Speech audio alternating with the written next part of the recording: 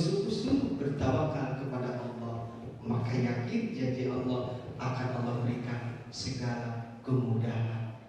Luar biasa. Yang jujur, saya juga sama Pak. Ketika polisi kok bisa, ternyata beliau sudah membuktikan. Luar biasa. Assalamualaikum warahmatullahi wabarakatuh.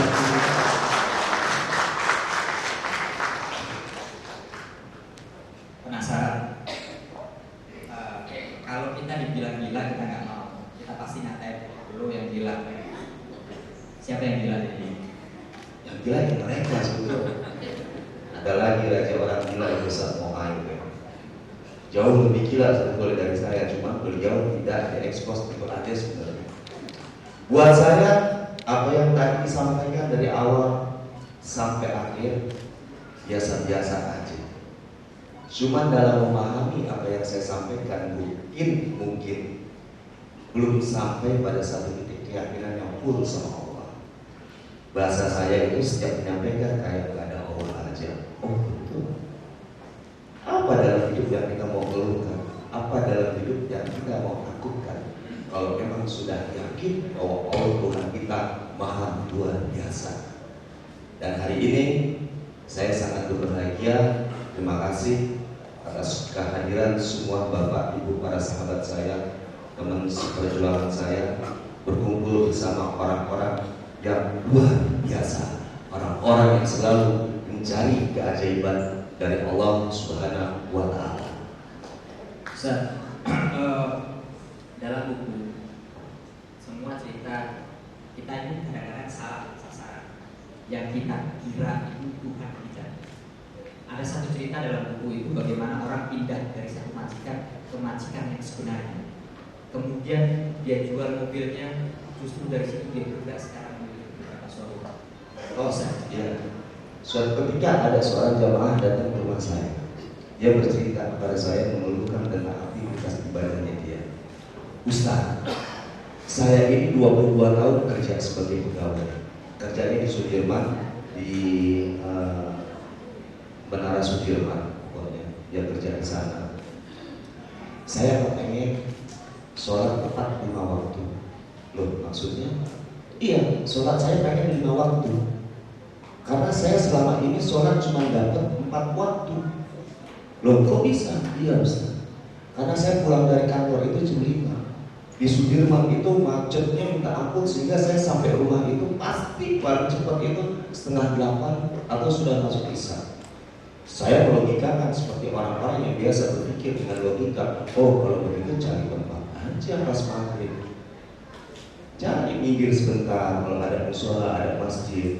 Ini yang biasa kita pikirkan, yang biasa kita sampaikan kepada jamaah seperti itu, sesuai dengan sistem yang ada. Nggak bisa Ustaz.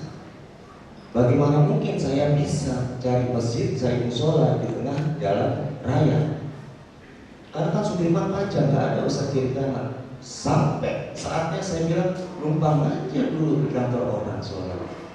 Ini kan logika yang gampang. Sampai titik nggak bisa Ustaz.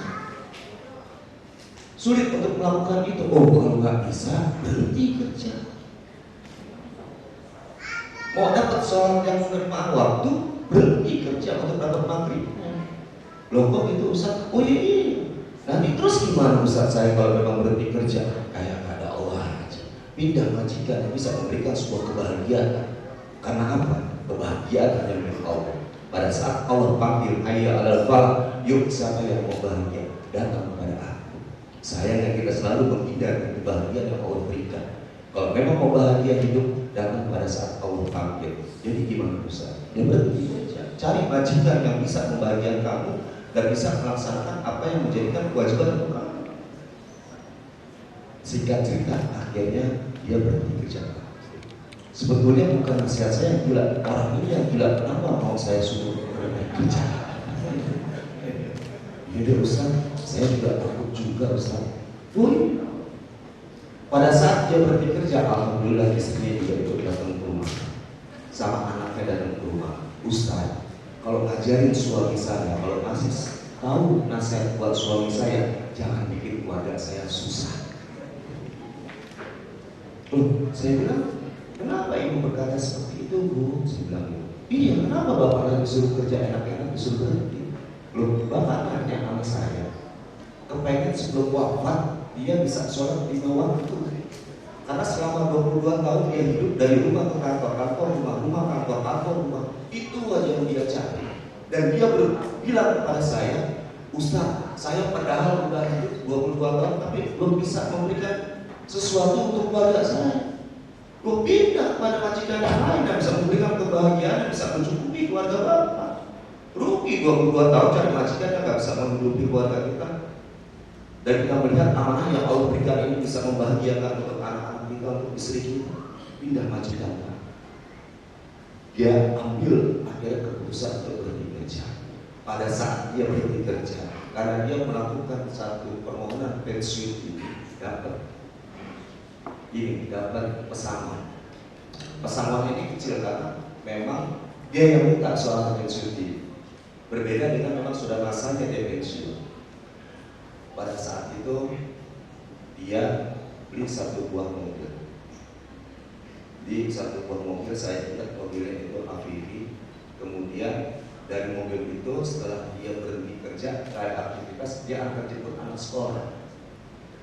Antar jemput anak sekolah yang Al-Azhar yang bayaran lama.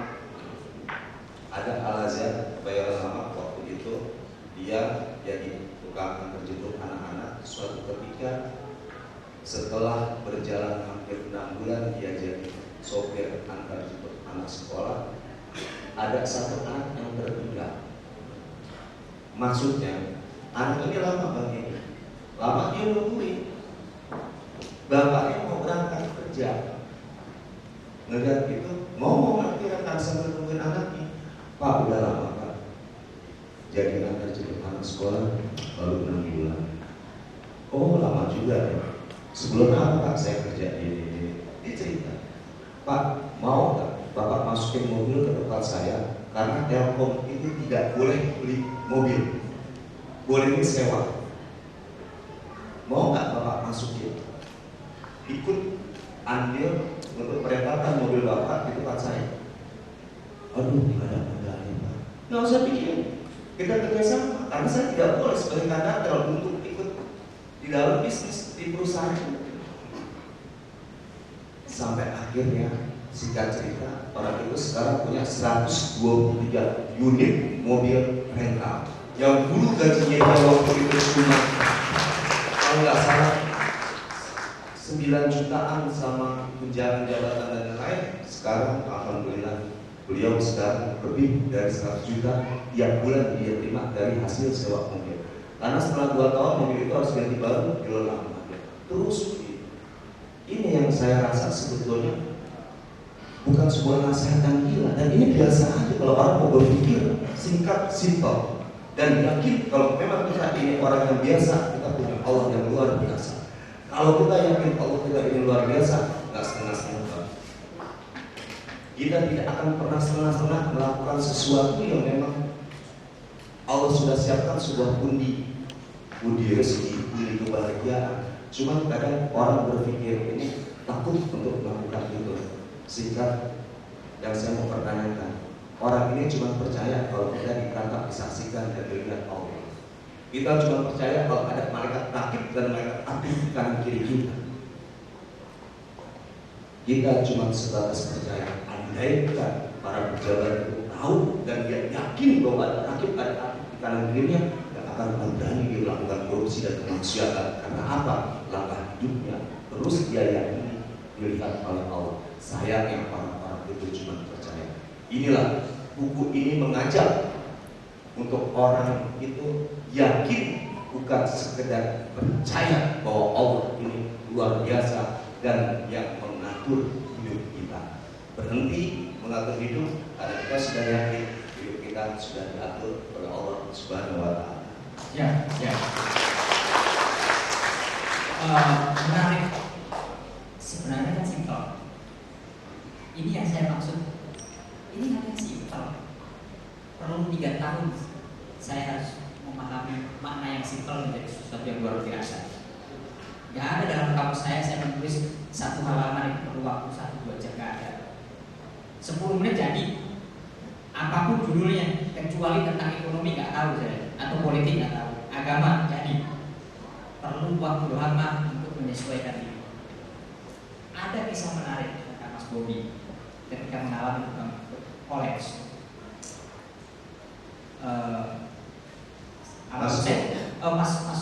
Mas Nugroho, omset tinggal satu-satunya. Kalau dijual aku masih 1,8 M.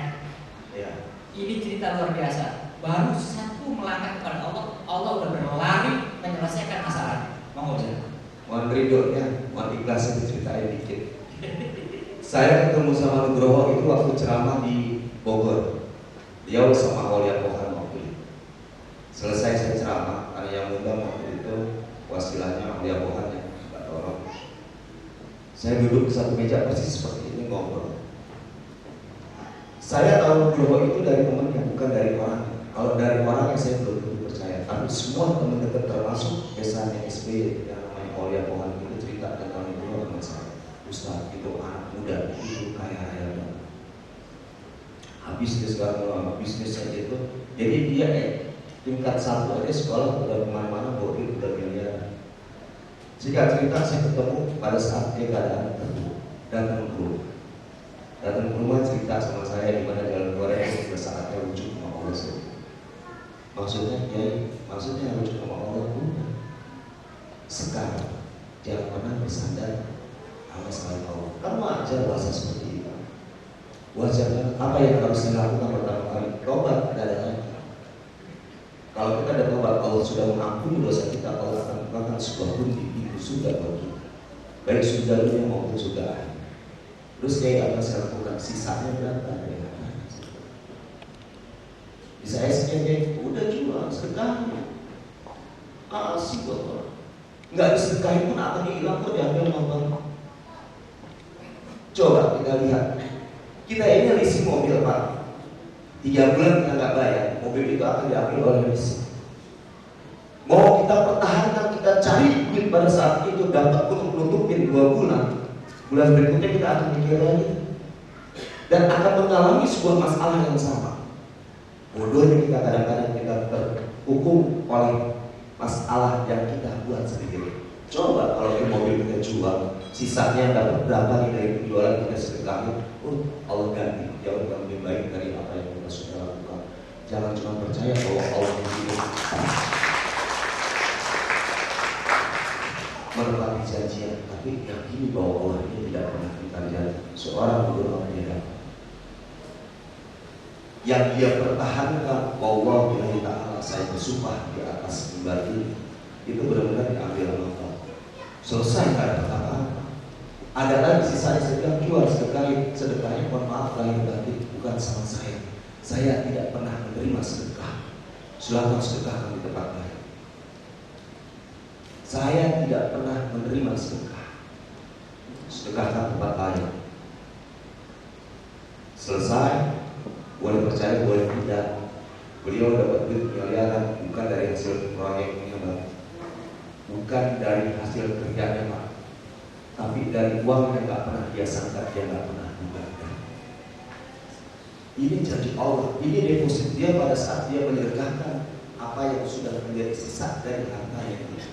Kenapa? Udah kalau Allah udah mau cuci, mau kita tahan kayak gimana? Hilang. Sok mau ditahan, hilang.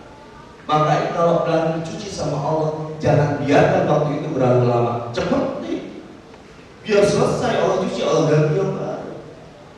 Ini sebuah konsep pemikiran yang sederhana sebetulnya. Jangan pernah melawan sebuah ketentuan. Jangan pernah batasi kuasanya Allah. Jangan pernah takut bahwa Allah ini tidak memberikan apa yang kita minta. Uni asal kita. Kamu datang aku beri. Jangan cuma yakin. Jangan cuma percaya, tapi yakin bahwa setiap permohonan kita Allah pasti berikan.